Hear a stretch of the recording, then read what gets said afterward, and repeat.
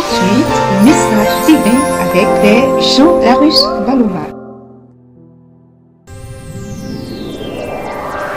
Poursuite, le message divin avec Père Jean Larus Balova. Poursuite, le message divin avec Père Jean Larus Balova.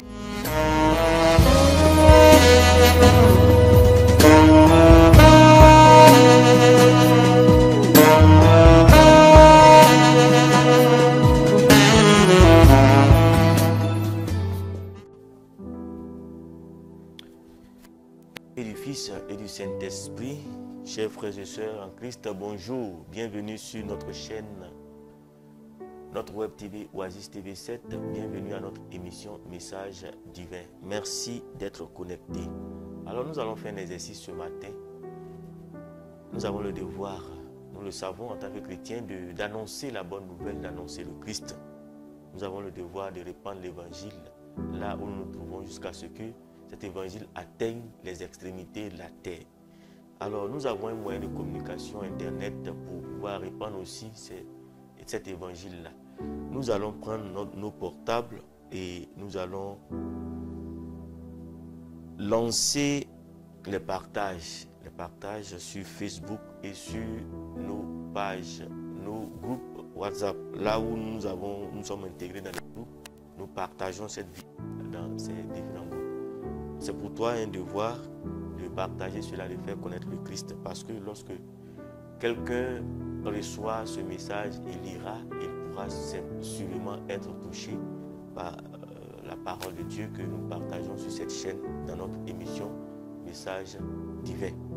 Alors il faut partager cette publication, ce direct, au nom de notre Seigneur Jésus-Christ. Merci de partager. Aujourd'hui, nous allons parler de la puissance du chrétien dans notre méditation de ce jour. La puissance du chrétien. Qu'est-ce que c'est que la puissance? Dans nos recherches, nous découvrons que la puissance est une force, est une capacité, est un pouvoir, est une autorité. La puissance peut être définie comme la capacité de faire quelque chose en se basant sur les éléments tels que la force, la compétence, les ressources ou l'autorité accordée. C'est ça, la puissance. Et nous remarquons que depuis toujours, l'homme a exercé une force, une capacité à produire dans son environnement. Une puissance. Il possède une capacité, une puissance de domination dans la nature, sur la nature, le monde visible et invisible. L'homme est puissant. L'homme est fort. Et c'est ce que nous constatons dans le livre de la Genèse, lorsque Dieu a déposé Adam et Ève dans le jardin d'Éden. Nous découvrons que dans ces Écritures, la puissance de l'homme lui vient de Dieu. L'homme doit donc une reconnaissance, une pleine reconnaissance à Dieu, parce que ce qu'il détient, son pouvoir, son autorité, sa puissance lui vient de Dieu. En Genèse chapitre 1, verset 28, comme je l'ai dit, Dieu les bénit et il leur dit: choisissez, croissez et multipliez-vous, remplissez la terre et assujettissez-la, et dominez sur les poissons de la mer, sur les oiseaux du ciel et sur tous les animaux qui remuent sur la terre, qui se remuent sur la terre. Genèse chapitre 1, verset 28. Naturellement, l'homme possède la puissance, l'homme possède la domination. Et après, on constate qu'après la chute de l'homme dans le jardin d'Éden, il perd son amitié avec Dieu et donc il perd une certaine puissance, une certaine force. Genèse chapitre 3. Alors quand nous méditons Genèse chapitre 3, on voit que le serpent a reçu l'ordre d'attaquer l'homme, de faire perdre le combat à l'homme. Chers frères et sœurs, l'homme a perdu sa puissance, a perdu son pouvoir, parce que bien vrai qu'on sait qu'il avait cela toujours, mais il utilisait cela de manière désordonnée dans la nature. Nous devons savoir qu'en Jésus-Christ, l'homme a été rétabli dans ses droits, dans sa force, dans sa puissance. Alors le disciple du Christ a en possession la puissance, tous les biens qui lui ont été restitués par Jésus-Christ, par le don de Jésus-Christ. Parce que en lui, Dieu le divinise, je peux ainsi le dire. C'est pourquoi le chrétien a le pouvoir, a la puissance. Le pouvoir spirituel, l'autorité spirituelle du chrétien lui vient de Dieu par l'intermédiaire surtout de l'Esprit Saint. Dieu est la source du pouvoir, la source ultime de la capacité de l'homme à maîtriser, la capacité de l'homme à dominer, la capacité de l'homme à régner. Tout pouvoir vient de Dieu. Tout lui est soumis. À toi, Seigneur, sont la grandeur, la puissance et la splendeur, l'éternité et la gloire. Car tout ce qui est dans le ciel et sur la terre t'appartient. À toi, Éternel, sont le règne et l'autorité suprême. 1 Chronique, chapitre 29, verset 11 à 12. De nombreux passages dans l'Ancien Testament parlent de Dieu qui donne sa puissance aux faibles, c'est-à-dire sa puissance à l'homme, sa puissance surtout à celui qui crie à lui. Ésaïe chapitre 40, verset 29. Psaume 68, verset 36. Jusqu'à ce que Dieu ordonne à l'homme d'être puissant. Je t'ordonne d'être puissant. Psaume 68, verset 28, si je ne me trompe pas. C'est le Saint-Esprit qui donne, qui restitue à l'homme la puissance de Dieu, la puissance que l'homme a perdue dès le départ. C'est le Saint-Esprit qui rend le chrétien puissant, qui rend le chrétien capable. La puissance que le chrétien tire de Dieu renforce d'abord son être intérieur, le rend fort intérieurement. Je prie qu'il vous donne, conformément à la richesse de sa gloire, d'être puissamment fortifié par son esprit dans votre être intérieur. Éphésiens chapitre 3, verset 16. Ça, c'est l'apôtre Paul qui parle à ses contemporains, aux Éphésiens.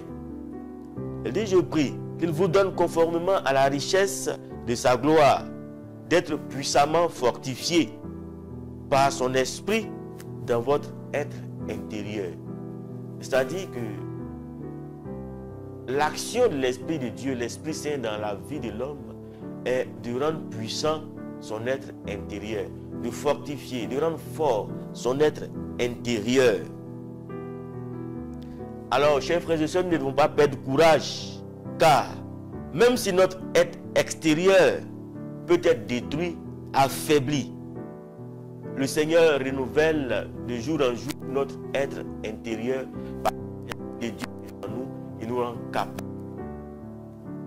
C'est cette force intérieure qui nous permet de demeurer toujours en communion avec le Seigneur, de gagner le dessus lorsque nous avons des combats intérieurs, des combats avec nos pulsions. La puissance du chrétien lui permet aussi de devenir un serviteur de l'évangile. Tout à l'heure, je vous disais qu'il fallait servir l'évangile en annonçant la bonne nouvelle. Chers frères et sœurs, c'est la puissance de l'Esprit Saint en nous. La puissance que l'Esprit Saint nous donne qui nous rend capables d'annoncer la bonne nouvelle, d'être serviteur de l'évangile, d'être un chrétien à la solde de l'évangile du Christ. L'apôtre Paul disait en Éphésiens chapitre 3 verset 7, « Je suis devenu le serviteur conformément au don de la grâce de Dieu qui m'a été accordé en raison de l'efficacité de sa puissance. » L'efficacité de sa puissance. Unis à lui, nous avons la puissance. Et cette puissance a une efficacité en nous. Et cette puissance nous rend capables, témoins de la bonne nouvelle, témoins de l'évangile de Jésus-Christ. Nous devons nous interroger, donc, est-ce que dans notre marche à la suite du Christ, nous aimons annoncer la bonne nouvelle, nous aimons annoncer l'évangile, nous aimons annoncer le Christ? Chers frères et sœurs, ce sont des questions auxquelles nous pouvons répondre. Et si nous avons peut-être peur, c'est parce que notre être intérieur n'est pas fortifié. Nous n'avons pas la puissance de l'esprit en nous. Et nous sommes frappés d'hésitation, nous sommes frappés de peur, nous sommes frappés d'inquiétude. Nous devons parler de l'évangile, nous devons parler de Jésus-Christ, nous devons parler de la bonne nouvelle. Alors, parler de la bonne nouvelle, être capable, c'est aussi démontrer dans les œuvres de puissance que nous sommes pleinement hommes accomplis en nous unissant au Christ, en étant unis au Christ. Le pouvoir, la puissance que le chrétien détient ne lui appartient pas. Cette puissance appartient à Dieu. Et nous voyons cela en Actes chapitre 3, à partir du verset 1 jusqu'au verset 13. L'apôtre Pierre et Jean, qui montent à la synagogue pour leur prière, qui croisent un impotent, c'est-à-dire un paralytique, qui ne pouvait pas marcher, mais qui est aussi mendiant, qui demande de l'argent pour survivre à ces apôtres-là. Les deux le fixent du regard et lui ordonnent de marcher. Cet impotent marche et toutes ces personnes qui sont autour des apôtres sont étonnées. L'apôtre Pierre va expliquer que ce n'est pas par sa puissance, lui, en tant qu'être humain, qu'il fait marcher un paralytique, mais c'est par la puissance de Dieu. Actes chapitre 3, versets 1 à 13. Alors, l'Esprit de Dieu rend le chrétien capable de produire des œuvres de puissance. C'est-à-dire que de produire des miracles, des guérisons, d'autres phénomènes extraordinaires. Parce qu'en réalité, la foi produit la puissance. C'est la foi qui produit la puissance. La foi est comme un réseau électrique qui transporte la puissance dans notre vie. C'est-à-dire, lorsque tu as foi en Jésus-Christ, tu demeures en communion avec lui et il te communique sa puissance parce que il n'y a pas de doute, Jésus-Christ est puissant. Quand nous parcourons toute la Bible, de la Genèse à l'Apocalypse, Jésus-Christ est puissant et c'est lui qui est le centre de la parole de Dieu, le centre de la Bible. La foi n'est pas elle-même puissance. Je parle tout à l'heure de foi. Elle n'est pas elle-même puissance, mais elle nous connecte à la source de la puissance qui est le Christ, qui est Dieu. Sans elle, sans cette foi-là, il nous est impossible d'être relié à la puissance de Dieu et donc d'être puissant. Sans la foi, tu ne peux pas être puissant, tu ne peux pas démontrer la puissance de Dieu. Il te faut donc la foi. Ton Dieu t'ordonne d'être puissant, je l'ai dit à l'entame de ma méditation. Psaume chapitre 68, psaume 68, verset 28. Le Seigneur nous ordonne d'être puissants, c'est-à-dire d'être unis à lui pour que nous puissions aussi bénéficier de sa puissance. Vous savez, quand les épreuves viennent et que nous ne pouvons pas supporter, ça veut dire que nous n'avons pas la puissance nécessaire, l'énergie nécessaire, le pouvoir nécessaire, la capacité nécessaire. Nous devons avoir la puissance pour résister aux différentes épreuves qui se présentent à nous, pour résister au combat spirituel et même au combat physique. La puissance que le chrétien tient de Dieu lui permet d'endurer la souffrance face à la persécution, d'être solide dans la souffrance que la persécution lui impose. Tu dois être puissant parce que, en tant que chrétien, tu seras toujours persécuté. Il y a des personnes qui sont dans des familles non chrétiennes, persécutées, qui sont humiliées. Il leur faut la puissance pour résister. Si tu n'as pas la puissance, tu vas affaiblir, tu ne pourras pas résister. Dieu donne aux chrétiens la capacité d'exercer un ministère. Oui, là j'en parlais, c'est l'annonce de la bonne nouvelle. Si tu n'as pas cette puissance, tu n'es pas connecté au Seigneur par la foi et que tu ne reçois pas cette puissance, tu seras impossible d'annoncer la bonne nouvelle. Alors ces personnes qui ont honte même de faire un signe de croix en assemblée, sachez que vous manquez de puissance. Vous manquez de force, vous manquez d'énergie. C'est cette énergie-là qui nous permet d'annoncer la bonne nouvelle. Nous devons nous réjouir parce que nous sommes puissants, parce que nous recevons la puissance de Christ. C'est Dieu qui nous fournit cette puissance et la Bible nous éclaire en parcourant cette Bible. Depuis l'Ancien Testament, on a vu qu'il a oint certains rois. Vous voyez comment David avait la victoire dans le combat. David était puissant. David, avec la fronde, a détruit Goliath. David remportait de victoire en victoire. Vous voyez, Moïse même était puissant en acte et en parole. Moïse lève la main et la mer rouge se divise. Moïse frappe le rocher et l'eau sort du rocher. Moïse parle et l'action se produit. Les choses se réalisent. Vous voyez, il faut être en communion avec le Seigneur pour être puissant. Le Seigneur nous ordonne d'être puissant. Psaume 68, verset 28. Chers frères et sœurs, nous ne devons plus avoir peur de l'adversité. Nous ne devons plus avoir peur de combattre. Nous ne devons plus avoir peur du monde invisible. Nous ne devons pas avoir peur, surtout pour nous les Africains qui sommes omnibulés par le phénomène de la sorcellerie. Nous ne devons pas avoir peur de la sorcellerie. Le chrétien qui a peur des forces du mal, des forces mystiques, c'est parce qu'il sait qu'il n'est pas en communion avec le Seigneur. Il n'a pas cette puissance-là qui lui vient de Dieu. Alors, il n'est pas un bon chrétien. C'est ça. Luc 10, verset 19.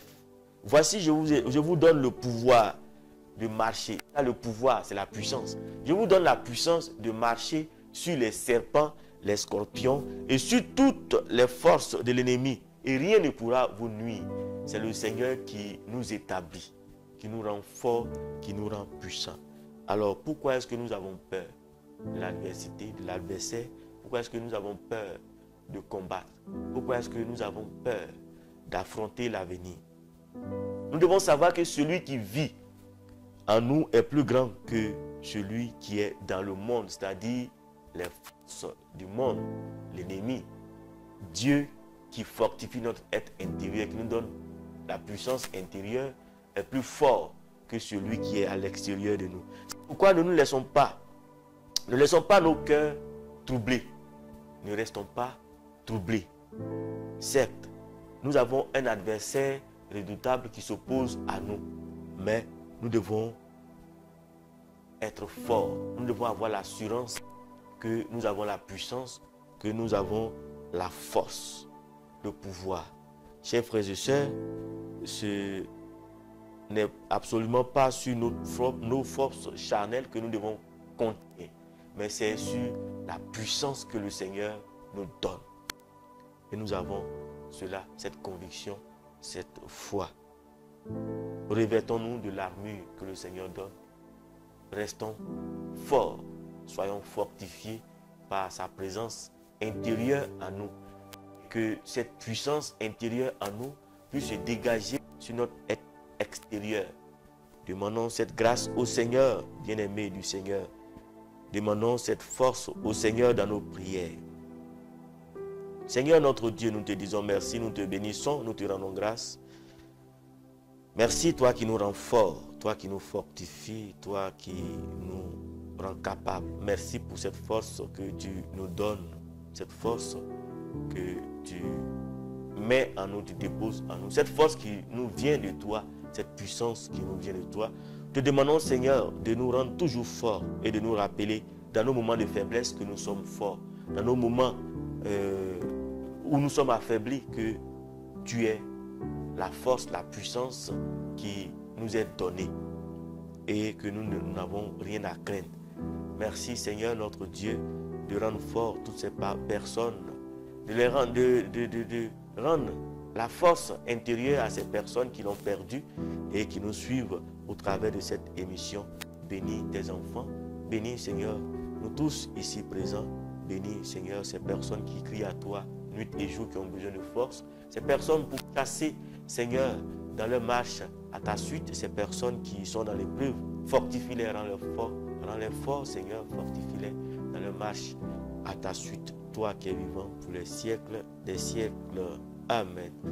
Bien-aimés, merci d'avoir suivi cette émission. Nous sommes en direct de notre studio Oasis TV 7, 6 à Korobo, à la cathédrale Saint-Jean-Baptiste de Korobo. Merci de nous avoir suivis et que le Seigneur vous fortifie, qu'il vous rende la force nécessaire pour que vous soyez toujours solidement assis en lui, lui qui est vivant pour les siècles, pour les siècles des siècles. Amen. Merci et à bientôt pour une prochaine émission. Que le Seigneur vous bénisse. Au nom du Père et du Fils et du Saint-Esprit. Amen.